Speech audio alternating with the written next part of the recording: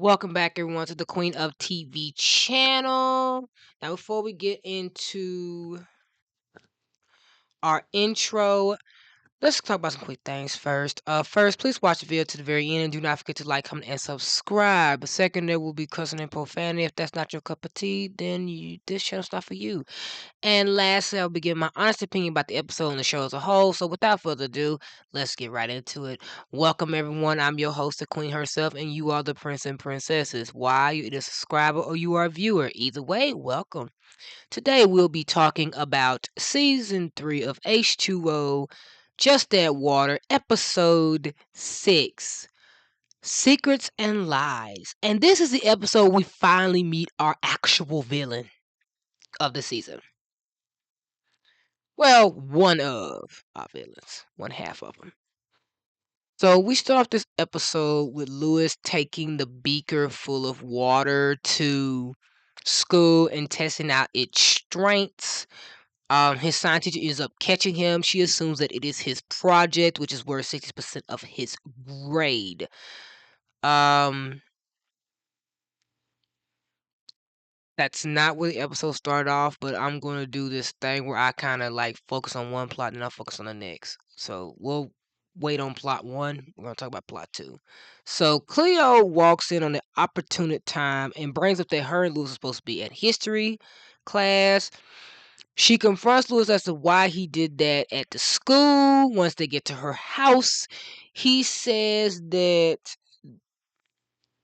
he know it was a risk, but he starts talking about all the benefits and things that this water could do for society and all its properties. And she has to stop him and remind him that this is magical water that came from Mako Island and that they cannot use that. He realized she is right and that he probably cannot use it for a project or anything. He got a bit carried away. Cleo tells Rikki, who is very upset, but Cleo supports Lewis, saying that he was only trying to help and asks Rikki to drop it. Her and Rikki do later on meet Bella at Mako Island, where she is reminded, like Rikki, that Zane and Lewis know that they're mermaids, and Cleo tells her that to just be careful. Cleo tells Lewis that she told Rikki, and Lewis knows that he is in big trouble with Rikki, and Cleo tells him to stay clear of Rikki. This is when their teacher, Mrs. Taylor, show back up, the science teacher, where she asks about the project, but he lies that it had broke, and she said it was a shame because he was on to something incredible. Cleo feels terrible because Lewis is going to fail. She tells this to Rikki, who says that it's not a big deal. Lewis will make one bad grade. It is a big deal for them if this secret gets out about the water. Rikki wants to destroy it, but Cleo stops her. Cleo then hatches a plan. When they go back to school the next day, that's when Cleo hears that Will actually has a girlfriend, and Cleo is very shocked by this. So she decides to tell them it was Bella tells them it was some redheaded woman, and Cleo apparently feels bad for Bella, and they're all thinking that maybe Will is not the nice guy that they thought he was, but she has to leave to talk to Miss Taylor, who she's able to convince to come to her house. This is when we see Lewis show up at Cleo's house where Mr. Taylor is waiting for him and Cleo. And Cleo uses regular water inside of a beaker that she's using her powers on to lift it up. Lewis, thinking it was the actual magical water, begins to freak out. And Cleo has to later on explain it to him what she done. She does feel bad because she feels like, how's Lewis supposed to explain this now? But Lewis tells her it's not her fault. Like, it's amazing that somebody would do that for him. And he says that he's going to tell Miss Taylor it was a fraud and that he'll give her a new project, even if it takes all night. Cleo asks to help him, and we end with them having a nice dinner together that Cleo cooks for him and her. So we can probably contest what their future going to look like when they get married. So let's talk about our main plot. So we actually start the episode off with Will, who apparently had ordered this fin off of line, like the fins that they use in the mermaid tales from behind the scenes, to swim in the water because he's a professional diver. Bella sees him and she's amazed at what he's doing. This is when we see Rick and Cleo talking, and Rikki asks her if she's seen Bella, and she says no. Rikki takes a guess that Bella is at Mako. Bella's at Mako humming a tune, and Rikki asks if it's a love song, and she's kind of flustered, and Rikki brings up that it must be for someone special. Rikki tells Bella again that they cannot trust him being Will, and that she should probably stay away from him. And like I said, she reminded him that Zane and Lewis know about the secret too. Cleo agrees with her and tells her to be careful. Belle decides that she's going to try to get to know Will by agreeing to tutor him. She goes to his house where he stays. He stays in a shack, and they start talking about his different collections and his training and the equipment that he uses and just all around the stuff he does in the sea. So when he asks her about it, she has to make up an excuse on how she knows so much without telling him that she saw him. He remembers that he has training and he won't be able to study, so she tells him that, oh, that's fine, it's okay. They can go to the Juice Net Cafe, and he says, are you sure? And she says, yes. She goes to the cafe where she is waiting for him, but he doesn't show up. Rikki sits down and talks to her and tell her that if she's not honest about what she wants from him, then she's just going to get hurt. She decides to call Will, who is running for his training, and said that he is still training and that something has came up, so he won't be able to come. She pretends that she's understanding, but she's deep down hurt, and Rikki lets her know that, you know, are you sure if this guy's actually into you? Bella says that this was just supposed to be for studying, nothing more. So obviously she's upset and she gets up and leaves. She goes to Will's house where she sees him on his boat with someone else. This is our villain. This is Sophie, his sister, his older sister. It means she's an adult. And she actually is assumed by Bella to be his girlfriend because when she comes out of the water, she sees that they are hugging and she actually slips on a box and falls into the water. She then sees Will at school the next day, who asks her about studying, but she's obviously upset with him and ain't giving him the time of day, and he is confused. This is when she tells Rikki and Cleo about him having a girlfriend, and Bella says that maybe he's just like all the other guys, and Rikki and Cleo are shocked and they're thinking the worst of him. Well, Bella ends up going swimming by herself to Mako while Will confronts Rikki, asking where Bella is, but Rikki's not giving him the time of day, saying that he's completely unbelievable, that he's a liar, a cheater, and telling him goodbye. She sees that he left the cafe, so she follows him and sees he gets on his boat with his sister, who is believed to be his girlfriend. He had said he was heading out to Mako Island where Bella is, and Rikki luckily comes to her rescue and uses her powers to get them to leave before they see Bella after she witnessed them actually swimming in the water together.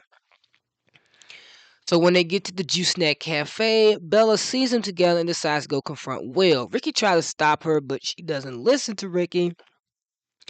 This is when she starts laying into him, and before she can finish laying into him, Sophie reveals that she is his sister and that Bella misunderstood something. Bella has been given this second-hand embarrassment of her life. She has made a complete fool of herself, and she even went as far as to expose to him that she liked him. Damn. So, Yeah, she's so embarrassed that she goes to the beach and she's sitting by herself sulking, and he shows up and says, I really do need to study. So she decides to help him study. And the episode ends. So let's talk about it. Ooh, yikes. So Bella obviously got in her feelings. She ended up totally humiliating herself. This is where communication's supposed to come in. Bella should have just asked Will if he had a girlfriend. When he came to talk to her, she should have said that she went to his house and saw him with someone else and asked who she was. He probably would have told her, hey, yeah, that was my sister. But she assumed that he had a whole girlfriend. And it took me back to when Bella said she's not good with guys. She's not good at all with guys. She wasn't kidding. She humiliated herself. She generally thought that this guy had a whole fucking girlfriend. That when she found out she wasn't his girlfriend, she embarrassed her damn self. Because not only did she humiliate herself by revealing to him that she had a crush on him, which is the worst way to do that, but she revealed in front of his sister that she thought he was like all the other guys who lead girls on. She basically showed the worst first impression of herself in front of Sophie. So yes, I can understand Sophie being overprotective and seeing that Bella act like that for the first time ever. She might think worst of her, and that's why she never liked her. But in all fairness, she did never try to get to know Bella. But apparently, I can understand, like, first impression wise, Sophie has every reason to not like Bella. Not in a sense completely, but in a sense that she had every reason to have, like, this idea of Bella from first glance after meeting her, that she's one of those girls who are drama filled, who apparently are distracting for him.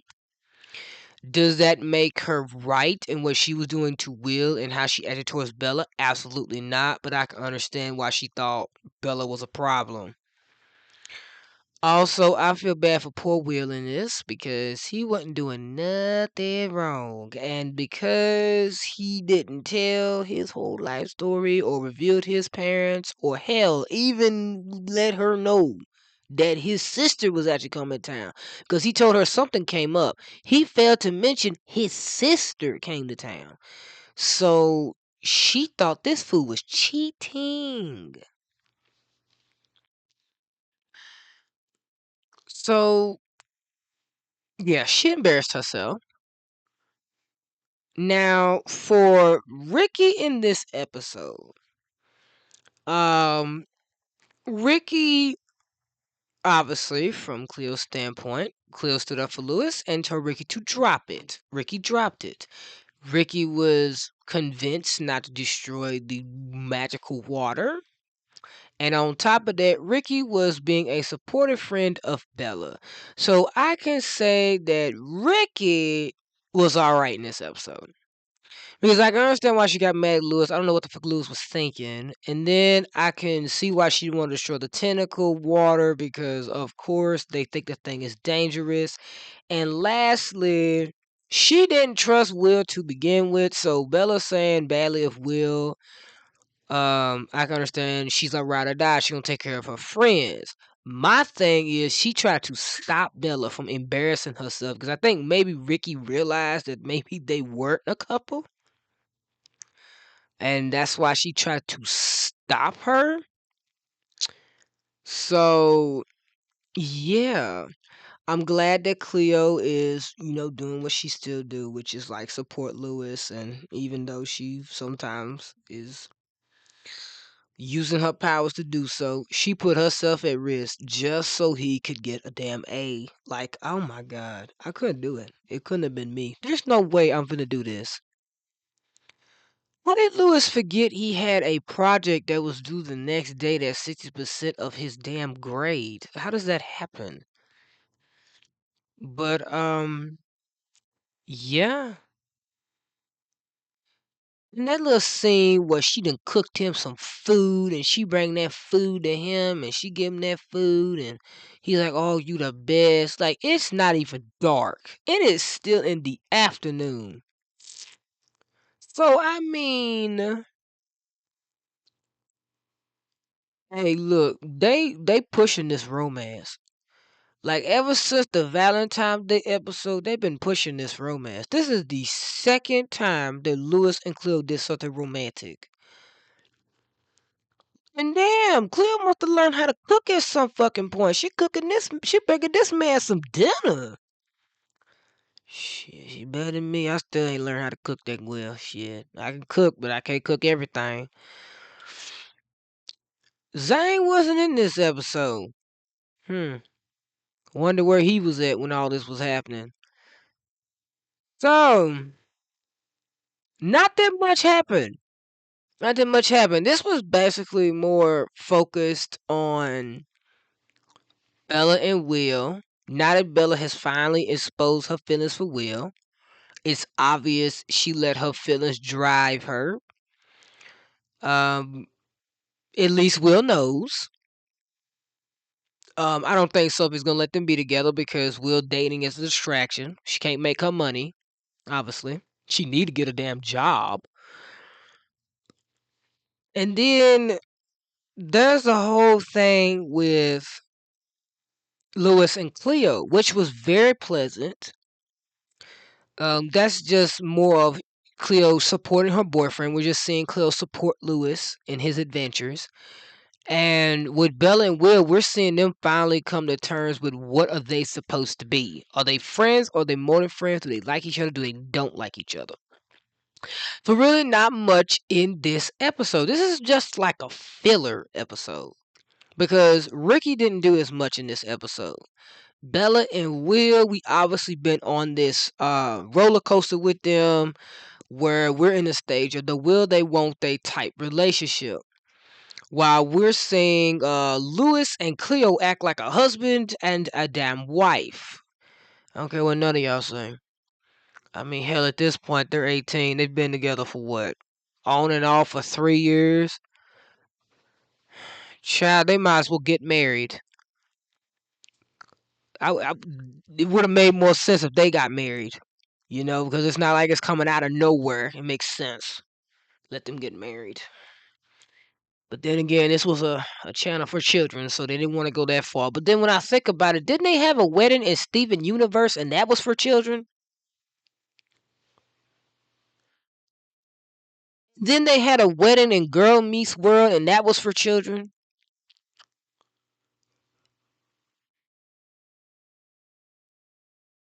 They even had,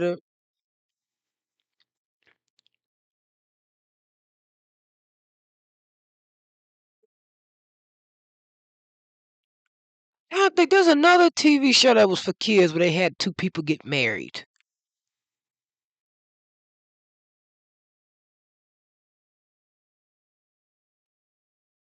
I can't think off the top of my dome, but I think there's like 10 like made for kids type shows that they have people get married. So I'm like, no, why didn't H2O get nobody married that was like literally 18? Like, who cares if for children? I understand they only gave us that one wedding, but like their relationship was so damn rushed. Like, if I'm being fair, they weren't even together a year. But like to literally like not have one of your main characters get married. I mean, hell, you got one of them leaving. You can at least let them have like a small ceremony where they get married. Yeah, they can't enjoy their honeymoon, but shit, at the same fucking time, hell, at least they're married. I would have liked to see one of the people from H2O get married, but shit, we didn't, which sucks. But that's all I got for you guys today. Hell, there's a lot of things I wish that happened in H2O that didn't, but shit, what can you do about it? I hope you guys have a blessed day. Hope you have a wonderful day. If no one told you this today, I'm telling you, I love you. I'll see you in the next video. Bye, guys.